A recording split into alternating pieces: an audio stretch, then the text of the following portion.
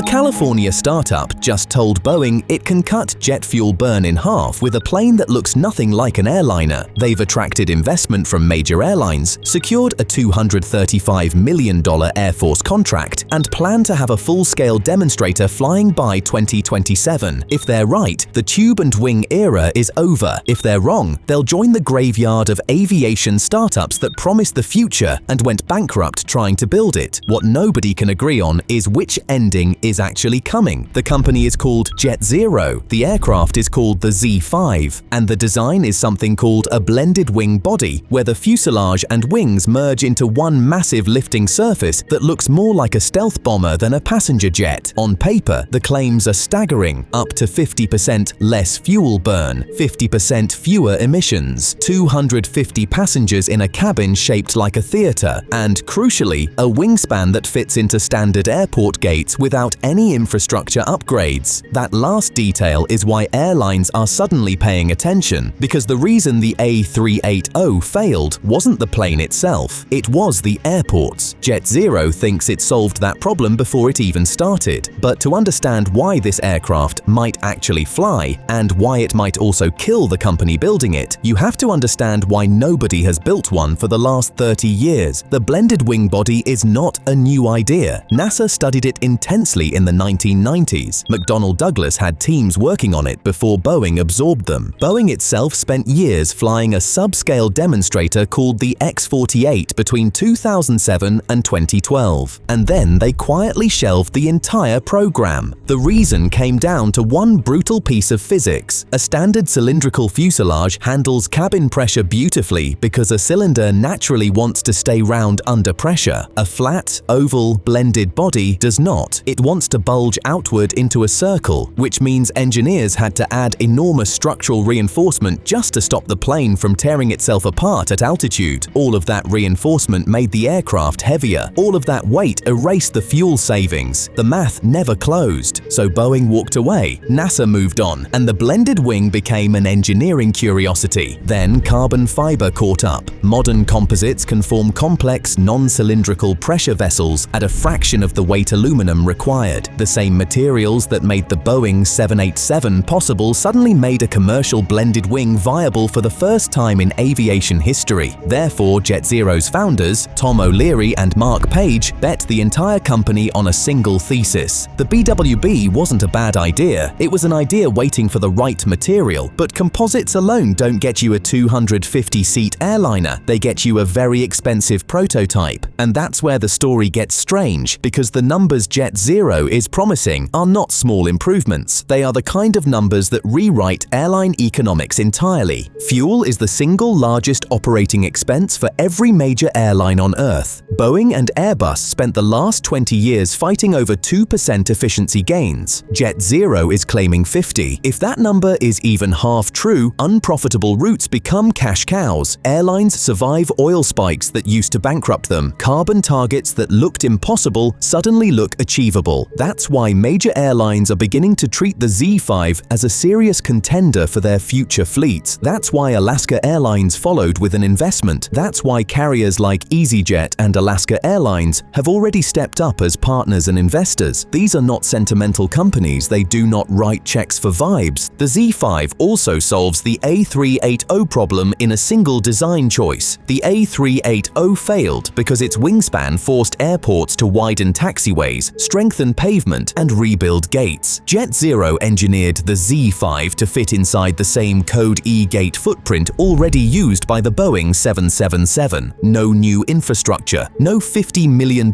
airport retrofits. You roll it up to an existing jet bridge and start boarding. But here's the thing nobody wants to say out loud. The Z5 exists right now as computer models, wind tunnel tests, and a subscale demonstrator that has flown exactly 0 commercial miles. The full-scale prototype isn't expected to fly until 2027, and commercial aviation is a graveyard paved with startups that had brilliant engineering and terrible cash flow. Startups like Ariane and Kestrel promised to disrupt the industry. They raised millions of dollars yet ran out of money before delivering a single paying passenger. So how does JetZero plan to avoid that exact fate? Here's what almost nobody in aviation media will tell you about JetZero's actual business model. They are probably not trying to build commercial airliners at scale. Launching a new commercial aircraft program from scratch typically costs between $15 and $20 billion. JetZero has secured an undisclosed amount of private funding alongside their $235 million Air Force contract. That is not enough money to build a global supply chain, a final assembly line, a worldwide parts network, and a pilot training pipeline. It isn't even close, which means the real strategy isn't to become the next Boeing. The real strategy is to get bought by Boeing or Airbus. The Air Force contract is the key. The military wants a BWB for future tankers and cargo aircraft because the massive internal volume is perfect for fuel and freight. That contract pays JetZero to prove the technology works without burning investor cash. Once the demonstrator flies successfully in 2027, the intellectual property becomes the most valuable asset in commercial aviation. Boeing is trapped. The 737 MAX architecture is maxed out. After the door plug incident, the MCAS crisis, and years of quality problems, Boeing has neither the internal research momentum nor the shareholder patience to start a clean sheet program. Airbus is flying, but their next generation is also years from a design freeze. JetZero doesn't need to outbuild them. JetZero just needs to make acquisition cheaper than starting over. And at a few $1 billion